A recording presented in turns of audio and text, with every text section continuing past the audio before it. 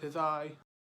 Hey everyone, glad to see you back, glad to see you looking fresh, and Summer Games Fest has come and gone for another year. And I'm here to talk about my favorite games that were shown throughout every showcase.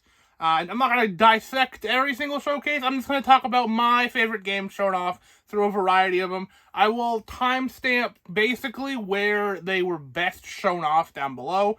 Some of the games were, say, announced in the Xbox showcase, but shown off better in the Ubisoft showcase. Stuff like that. I will segment them all so you can go and check out that showcase if it seems interesting to you, or you can just go check out individual trailers. But yeah, I'm just going to jump into it because we have a ton of stuff to get through. We have about 20 games here. So let's start off things with the PlayStation Presents. And we're starting things off, of course, with Metal Gear Solid Delta Snake Eater. I was very, very excited to see this actually be a real game. This, of course, had been rumored for a long, long time. And I am a big fan of Metal Gear Solid 5. I have gone back and played Metal Gear Solid 3. I played the 3DS version. I think it's a great game. I think the controls could use a good facelift and a new coat of paint. I think this game could be excellent. Being the first in the timeline, I think it's a great idea to start remakes with this one. And we can go from there, get rid of the 3 because it'll confuse a bunch of people. It's really smart overall. I'm really looking forward to this. The other game shown off in the PlayStation Presents that I'm really looking forward to is a game called Phantom Blade Zero. When it started off, I thought, it looks just like another Souls-like. While those games are typically well-made, they're not my favorite genre, and I was honestly getting a little sick of seeing them. But then the combat started, and it seems super fast and fluid, and it looks more like a Devil May Cry, a Bayonetta, than it does a Dark Souls. So that really piqued my interest. If they can make a Souls-like, but with super fast and fluid combat, I think that would be really, really cool and interesting. And the art style, samurai stuff, looks awesome. So that game was one of the 2 shown off in the PlayStation Presents that I thought was really, really, really cool. So we're jumping over to the Summer Games Fest proper show. We'll start off with Sonic Superstars, a brand new 2D Sonic game using classic Sonic design, a lot of different characters to play in this game. Remind me of a little bit of the new Super Mario Brothers game where they're going back to what worked back in the day, but we add 4-player multiplayer. Seems like a good fit for this Sonic game. It really looks well made. I feel like 3D Sonic has had a really tough time, and they continuously are trying to make 3D Sonic work, but let's just go back to the classic, and a lot of people loved Sonic Mania, so hopefully this game can fill that hole that 3D Sonic has left for a lot of people, and they can love Sonic again. Sandland is based on the manga of the same name, art by Akira Toriyama, famous for Dragon Ball and Dragon Quest, obviously. This art style is very iconic of his, and it was interesting because I was just recently thinking about how I would want to get more into other Akira Toriyama work, because obviously I am well versed in Dragon Ball stuff, decently versed in Dragon Quest, so I wanted to see what other works he's done, and this game was shown off, and it looks like it can be really good. So I'm excited for that one. So those are the 2 new ones for the Summer Games Fest proper. We'll now move on to the Wholesome Games Direct, which is a lovely showcase I love watching every year. Shows up a lot of more cutesy, more relaxed, more wholesome games.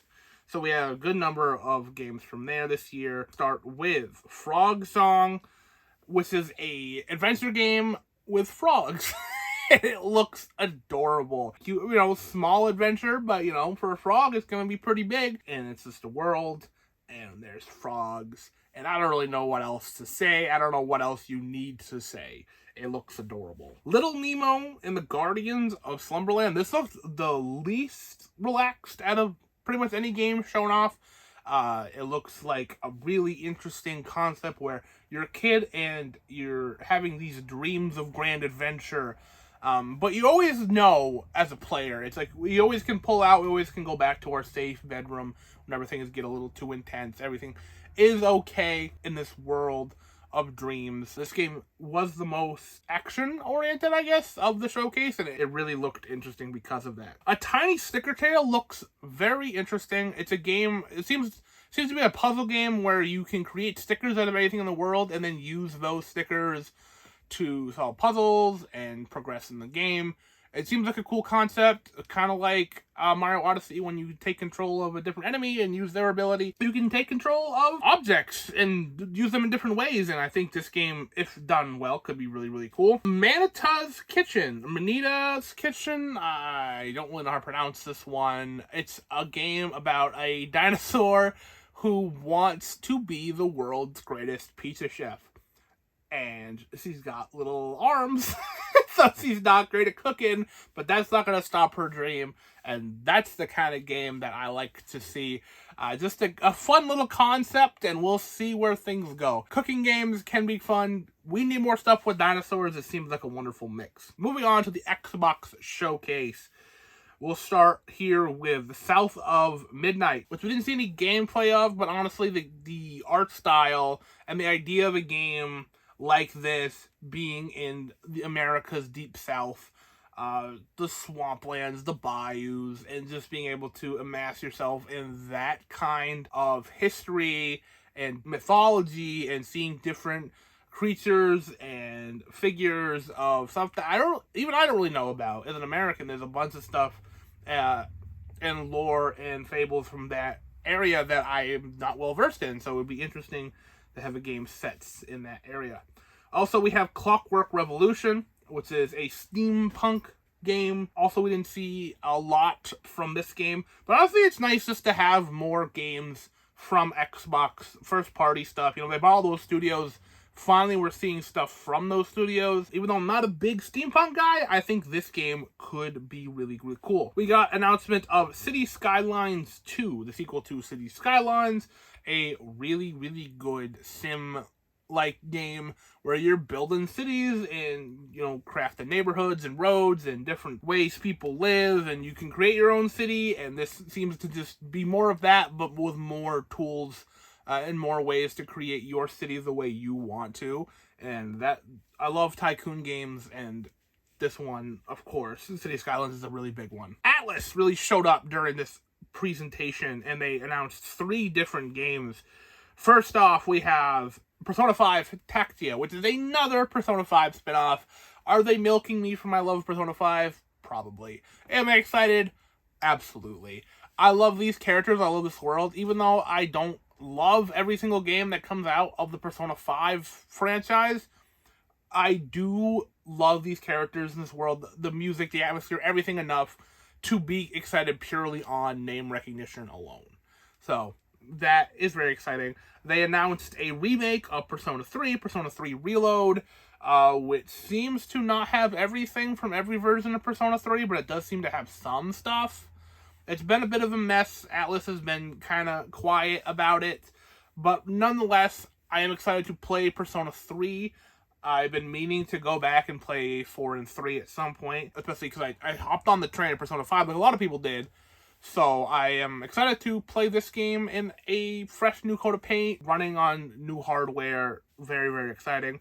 And they also announced a brand new IP, Metaphor ReFantazio, which I hope I said that correctly. This game seems to be in the same line of Persona and Shin Megami Tensei, where they're using the same monsters, and then a little bit of different combat, and then different story and world and everything, and just creating a whole new experience with, you know, those monsters and creatures that we've come to know. So that's very exciting. 3 huge announcements from them during the showcase, you know, a new spin-off, a new remake, and, you know, a new IP. That's excellent. We also, from this show, got Kunitsugami Path of the Goddess, which is a new IP from Capcom, which they did not show much about even during the Capcom show itself. Pretty much showed the same exact trailer. This game, of course, intrigues me because Capcom has been on a roll lately. This non-stop hits. This year alone, Street Fighter 6 and Resident Evil 4 Remake, I think, have the potential to be nominated for Game of the Year. There's just so much stuff Capcom has been nailing lately, so a new IP from them is always going to get me excited. Dungeons of Hinterberg. This game intrigues me mostly on art style alone. Dungeon crawlers, dungeon exploration isn't my favorite thing in games, but this art style I could not pass up on. It looks beautiful, and I loved it. I thought it looked so good. They could have said it was my least favorite genre of all time, and I still would have been all over it. Jouissance is a climbing game, which is intriguing because climbing in video games sometimes is oddly boring and straightforward, and it's not very hard. So I hope that they can make climbing feel exciting, invigorating, whether it's with puzzles or whether it's like a time mechanic or something like that. I'm very interested to see what they do with this. And then finally, Ubisoft. Some of these games were announced in different showcases, but they were shown off the best here. Start off with Star Wars Outlaws. Star Wars games can be amazing, and we should have more of them because of the grandness of the universe that Star Wars has. So obviously I'm very excited to play a game where we're exploring the underbelly of what Star Wars is and has, seeing, hopefully, maybe a couple familiar characters. Like, we're dealing with outlaws and gunslingers, so maybe we'll see, like, Jabba the Hutt. I think that'd be really cool. A lot of cool stuff they could do with this. A lot of neat worlds we can go to. And, of course, I'm sure we'll go to Tatooine and all kinds of stuff like that. So I'm excited for that. Prince of Persia, The Lost Crown. Prince of Persia is back. That's awesome. New Prince of Persia game. Said to be a Metroidvania 2D. Super slick looking stuff. Reports of the show said it had, like, the best frame rates. That was a big problem with a lot of these games. People are upset that they're not hitting clean 60. People said this one is a clean 60 on the Switch, so I can only imagine how good it's going to be on other stronger hardware. I've never played a Prince of Persia game. I've always wanted to get into this franchise. I am a newly big fan of Metroidvanias, so hopefully this one's really, really good, and it comes out early next year. We can start off the new year right. The final game, Crew Motorfest. The Crew games have always intrigued me quite a bit. The Crew, the first game, actually I was going to purchase at a GameStop, and the person that was working there talked to me out of it, mostly because I didn't have a stable internet connection or PlayStation Online, whatever it's called. I wasn't paying for that. And they're like, you basically need that or this game's not going to work. Instead, I got The Witcher 3. So even though I was a little bit annoyed that they were like, no, don't buy this game. Go buy something else. Which seemed weird at the time. It made me buy my favorite game of all time. So that, thanks, Crew, I guess. But this game looks to be, instead of the whole, we have the entire United States to explore. It seems more focused on Hawaii.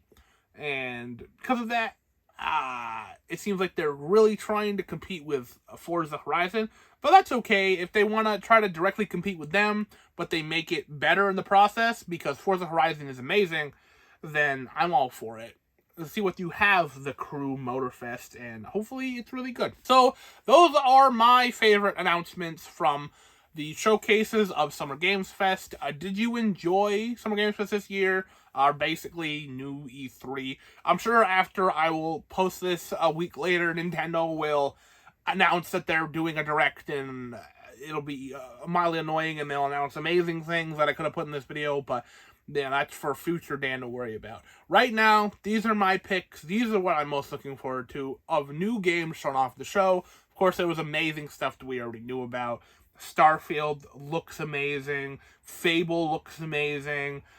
Spider-Man 2 looks amazing. Like, there's so much great stuff coming, and I'm very, very excited for gaming in the future.